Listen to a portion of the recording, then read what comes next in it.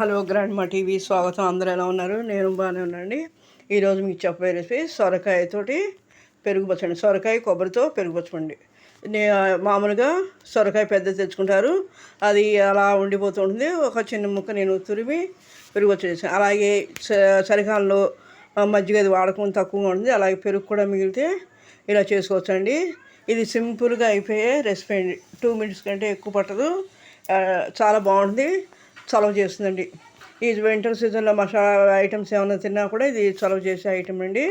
ముందుగా సొరకాయ శుభ్రంగా కడుక్కుని దాన్ని తురుముకోవాలి. అలాగే దీనికి కావాల్సిన 2 పచ్చిమిరకాయలండి, కారాన్ని బట్టి. అలాగే కొద్ది కొత్తిమీర, కరివేపాకు తీసుకున్నానండి. ఇంకా దీనికి ఏమి ఎక్కువ అవసరం లేదు.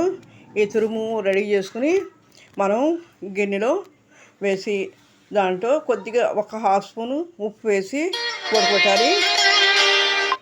ఉడకబెట్టి దాంట్లోని నేను ఒక టమాటా వేసాను. టమాటా వేపిన పర్వాలేదు, నేను కావాలని వేసి ఉడకబెట్టి దాన్ని చల్లారనివ్వాలి. చల్లారిన తర్వాత దాంట్లోని మనం రెడీగా ఉంచుకున్న పెరుగు వేసుకోవాలి.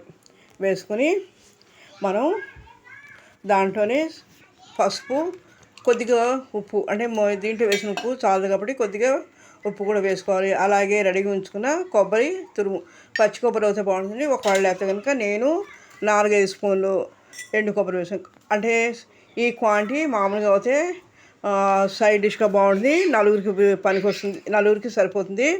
లేదంటే కనుక ఫుల్గా తినేవాళ్ళైతే ఇద్దరికి సరిపోతుంది. తర్వాత దీన్ని బాండి పెట్టుకుని 1-2 స్పూన్లు ఆయిల్ వేసుకుని, 1 స్పూన్ ఆయిల్ 1 స్పూన్ నెయ్యి కూడా వేసుకుని తాలింపు వేసుకోవచ్చండి.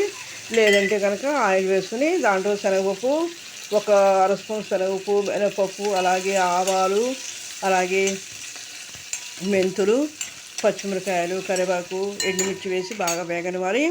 ఇవి వేగిన తర్వాత దాంట్లోనే 1/2 స్పూను వాము వేసుకుని వేయించి తర్వాత పైన ఇంగు పోపు వేయాలి. ఇంతేనండి, సింపుల్. దీన్ని మనం రెడీగా ఉంచుకున్న ఈ పెరుగు పచ్చడిలో కలుపుకొని పైన కొత్తిమీర గార్నిష్ చేసుకోండి. ఇది చాలా బాగుంటుంది, టేస్ట్ బాగుంటుంది. రైతా అంటే మామూలుగా మనం పుల్కాలు అలాంటి వాటిలోకి రైతా చేసిన బిర్యానీలు వాటిలోకి రైతా అంటే ఉల్లిపాయ చేస్తారు. ఇది కూడా రైతాలా కూడా తినచ్చు, బాగుంటుందండి. టేస్ట్ కూడా సూపర్గా ఉంటుంది, కమ్మగా టేస్ట్. పిల్లల నుంచి పెద్దవాళ్ళ వరకు ఇష్టపడతారు. ఇది ఎలా ఉందో చూసి ట్రై చేయండి, లైక్ చేయండి, షేర్ చేయండి. జాబ్ హోల్డర్స్కి బాగా ఉపయోగపడుతుంది, కొత్తగా నేర్చుకునే జాబ్ హోల్డర్స్కి బాగా ఉపయోగపడుతుంది. అలాగే మీ రిలేటివ్స్కి, మీ ఫ్రెండ్స్కి, మీ ఫ్యామిలీ ఫ్రెండ్స్ కూడా షేర్ చేసి వాళ్ళని కూడా కామెంట్ చేయమని చెప్పండి. ఎలా ఉందని చెప్తే మరిన్ని మంచి వీడియోలు పెట్టడానికి అవకాశం ఉంది. మీరు చూస్తున్నారు కానీ సబ్స్క్రైబ్ చేయడం మర్చిపోతుంది, తప్పకుండా సబ్స్క్రైబ్. ఓకే, థ్యాంక్ యూ అండి.